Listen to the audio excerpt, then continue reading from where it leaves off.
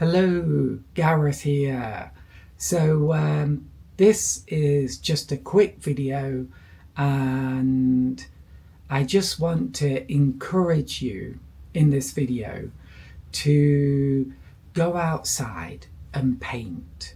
So I don't know, of course, your situation, but me, I live next to a river, and it's a wonderful place for painting. And in December I went out quite a lot, maybe also January too, because we had some lovely sunny days and it wasn't too cold, and I had a lot of fun painting various scenes by the river.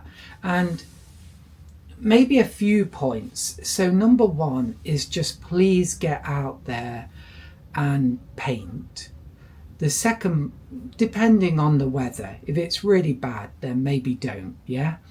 The second point is you really don't have to find a beautiful scene. Obviously it helps, but look at this. This is not a beautiful scene, yeah? So it's just, I don't know what you call it, like a little tunnel or something, a subway. God knows what you call it, but yeah, no doubt somebody can tell me. Somebody out there knows, but it's not really a beautiful scene.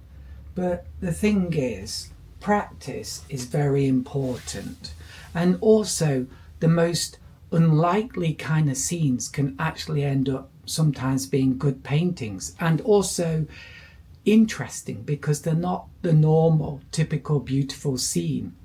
And the third point, wow, I'm doing well today, I'm quite organized, unlike my room, unlike how I normally am. But my third point is don't